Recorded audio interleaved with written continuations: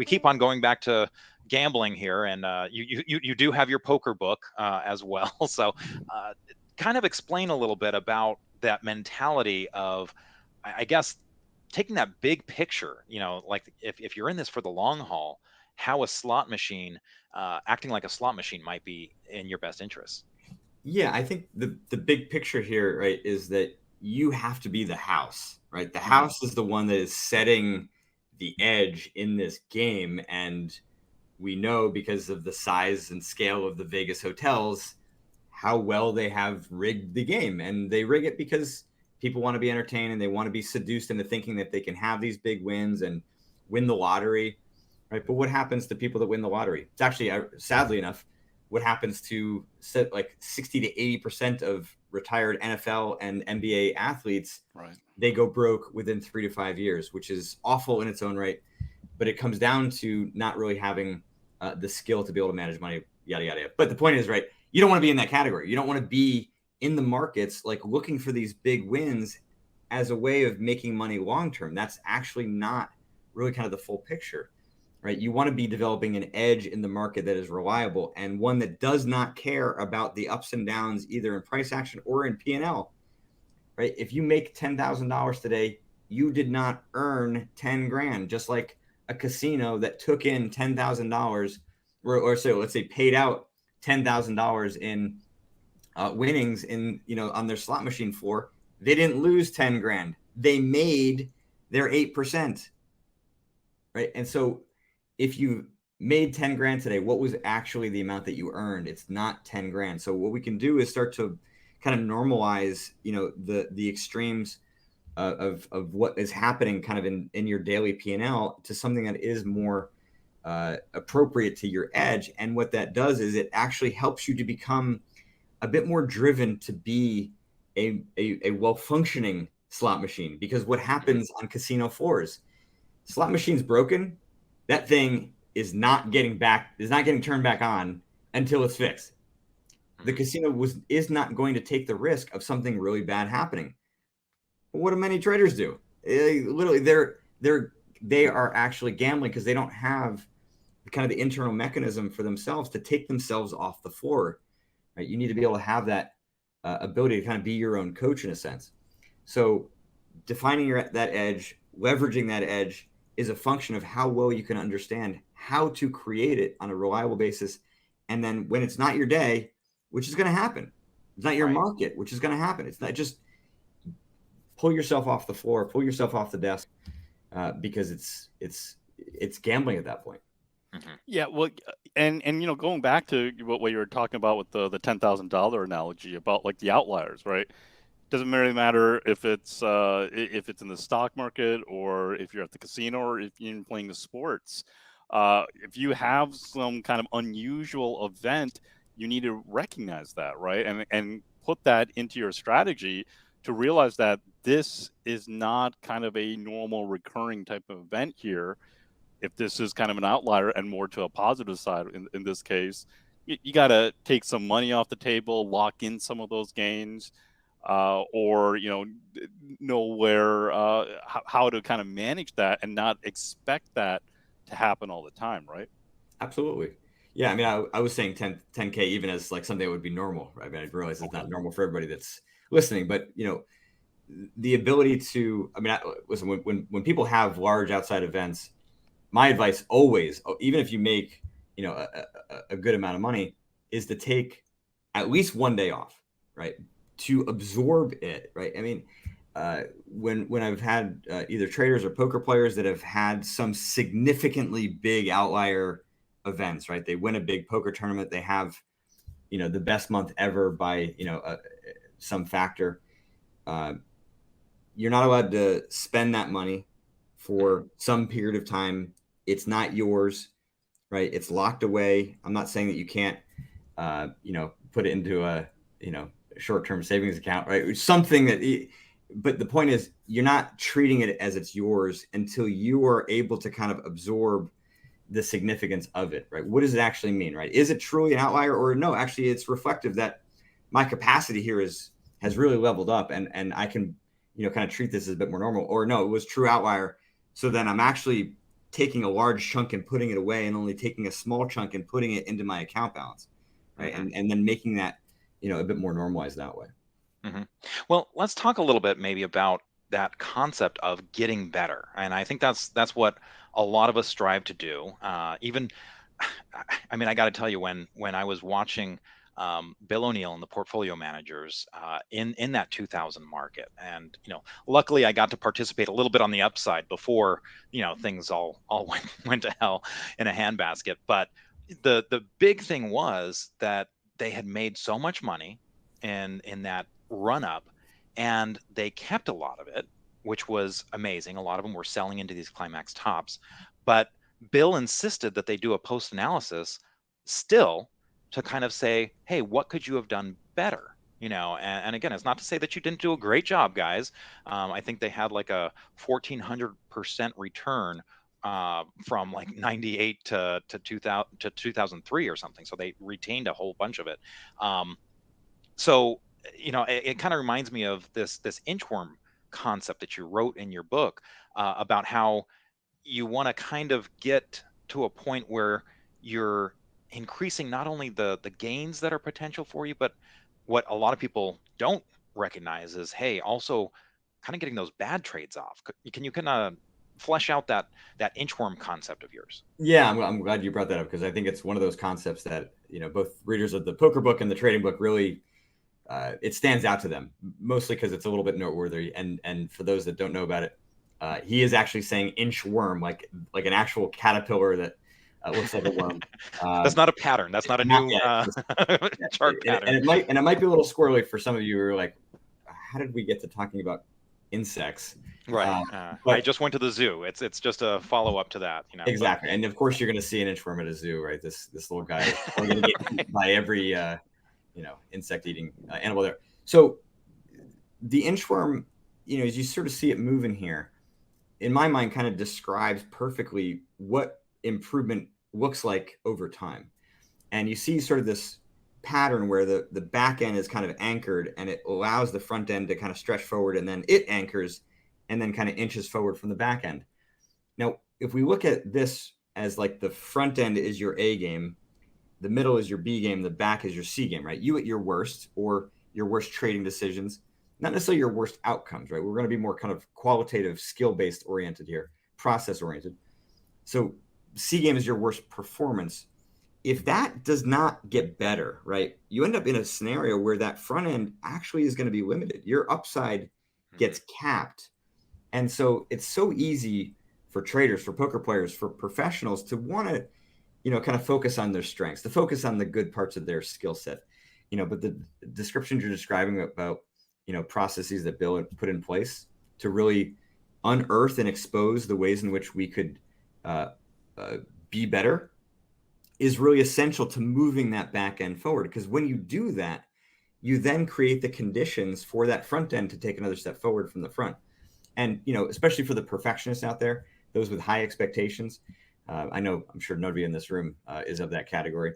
But it's so easy to kind of think that your current version of perfection is like the limit to what you can do. And it's not. Now, that's the cool thing about this inchworm concept as well. It shows you that perfection is a moving target as well, right? As long as you continue to progress, your definition of what is perfect progresses. So in my mind, perfection right now is defined by your inchworm, right? The very front end of your, performance is your version of perfection today. But as soon as you hit it, you've created the potential for it to grow. And the question becomes, how do you do that? Well, it's very easy, especially when, again, you're in sync with the market, you're doing really well, making a lot of money, making a lot of really great decisions, to think that it's just going to continue, or to actually kind of press it and force it to happen more. When in actuality, if you become aware of all that, the best thing you can do is focus on your B and C game, because improving in those areas is what's going to create the opportunity for you to move that front end forward again. Because when you're in your A game and you're in a really great state, there's actually a lot of content and knowledge that's in your mind that hasn't really been owned yet. It hasn't been consolidated. It's not like the back of your hand, like an instinctive part of your skill set. You need to kind of move it through the learning process to get to that back end, for it to kind of truly allow your mind to be freed up so you can learn new things, right? We have a limit to how much we can learn at one time. And, you want to take things off the table by consolidating it, by mastering it, rather than just filling your mind with all this new stuff and thinking that somehow it's going to click. Or you can't, listen, there's a lot of people that procrastinate and cram for tests and think that they can get away with it. And they probably did in school. Mm-hmm. Trading is not like that, right? You cannot procrastinate or cram for the market, right? Every day is a test. How well have you prepared for it, right? That it's ultimately kind of going to give you that feedback on how well you're doing. And a lot of times it's going to expose some pretty big gaps in your preparation. So interim is a way of kind of reorienting your mind around how to get better, how to prepare, because some days you're not going to have it. And so, the operative word there is suck less, right? How much can you suck less on those days? Right. I mean, it's a simple idea, but one that, can really pay dividends, especially for those that, can kind of give up, like you're 70% of your way to your daily loss limit. You're like, F it, and just, throw it in. It's like, no. If you want to get better at this consistently, you have to make the hard decisions, even when every part of your body is screaming, F it, just throw in the extra 30%. If you can pull yourself away, right, stop the bleeding, you've sucked less. Cool. Now you've got 30% more that you can use tomorrow, when maybe you're going to be in a better spot. And I just want to real quickly address that concept, because for those that are watching the video at investors.com/podcast, you might have noticed that Arusha did a little bit of a wardrobe change. It wasn't a wardrobe malfunction, and so Arusha, do you want to say anything about sucking less? Because you've got some football teams where, you kind of know about sticking with them through the tough times, right? Yeah. Kind of like you've known with UCLA football for quite a while, but well, I mean, really getting to the I think that's a nice transition, not Justin's transition, but the Inchworm's transition of going to the game. You're not going to give me compliments. Exactly. Essentially going to the game of inches, right? So the NFL is starting this week, starting tomorrow. We're recording on Wednesday right here. Jared, now let's get into kind of we've gone a little bit into the kind of the sports gambling, or kind of, and there are different categories, right, where you almost have your degenerate gambler, and they were kind of exposed, or they kind of came out in 2020 when all sports ended.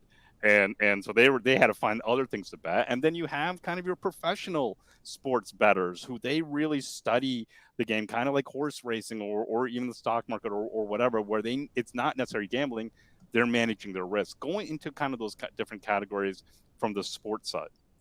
Yeah, I mean, it really is the same thing. I mean, sports betting has, I think, an even smaller edge than trading and poker typically does. I mean, I have guys that they are thrilled by having 1.5% kind of on as a return on their capital, which is crazy when you think about it. I mean, I had a guy last year who made $1 million, and I think his edge for the year was like 3.5%. So you think about like how much you had to be wagering throughout the year to make that money is like amazing. Yeah, holy mother of God. And actually, I should say he made $1 million just betting on football, so more than that with baseball.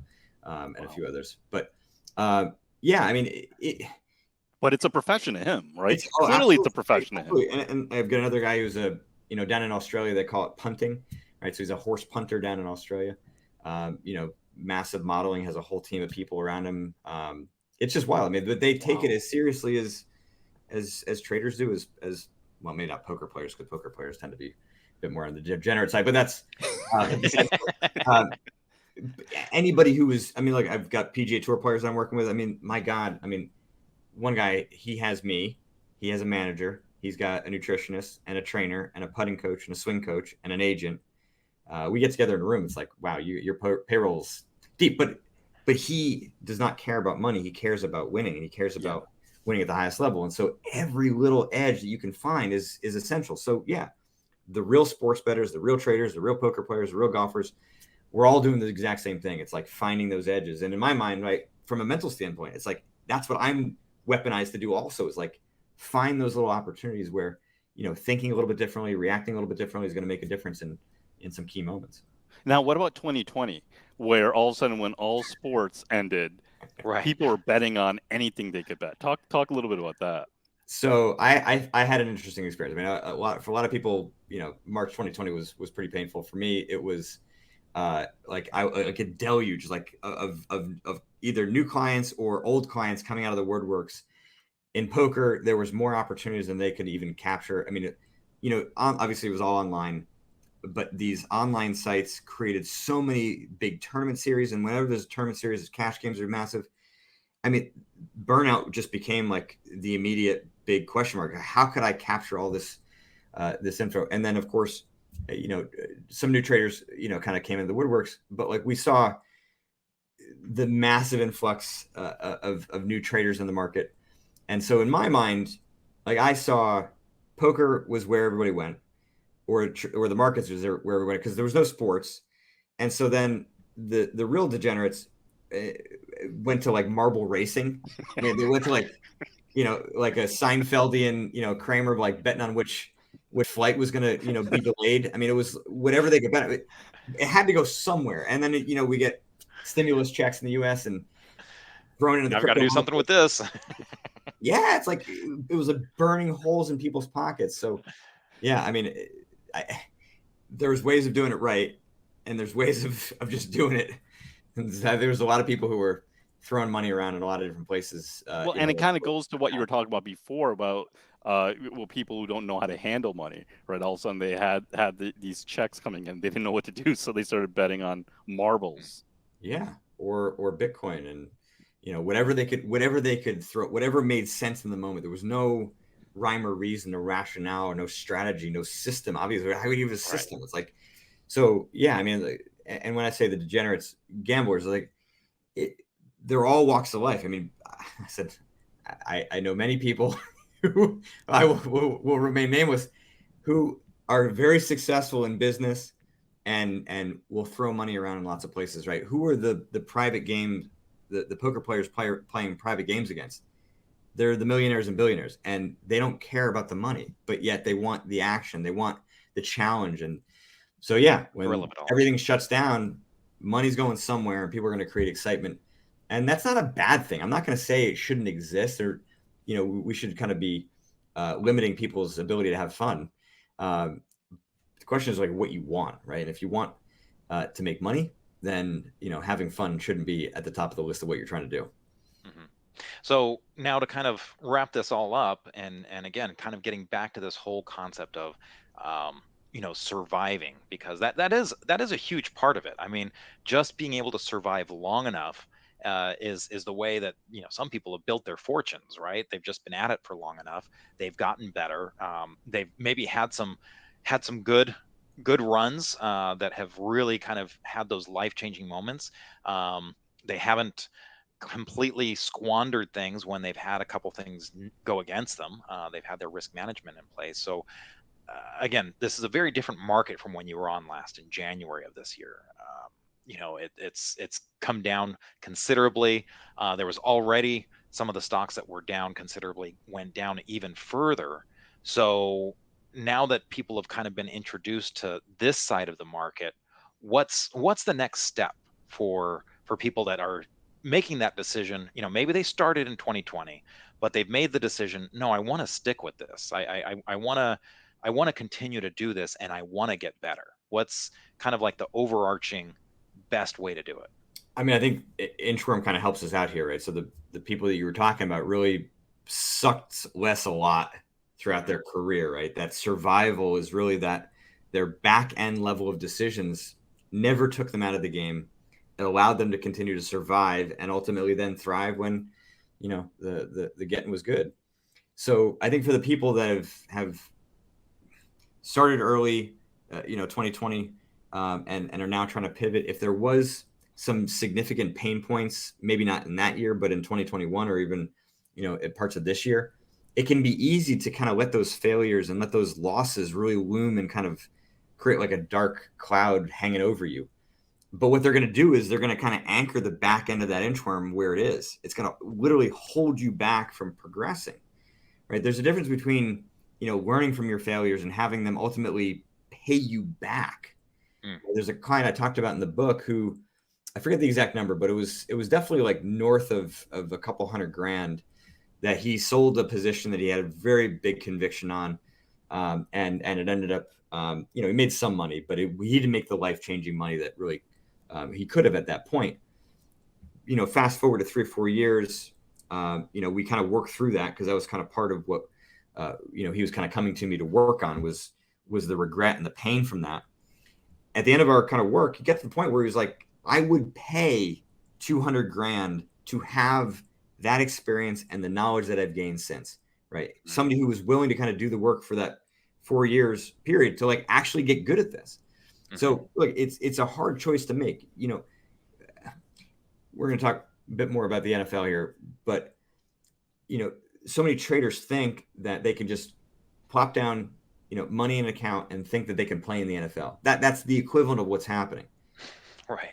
And so, yeah, if you do that, you're going to get blown up a few times. You're going to have your handed to you a few times. It's going to be really painful.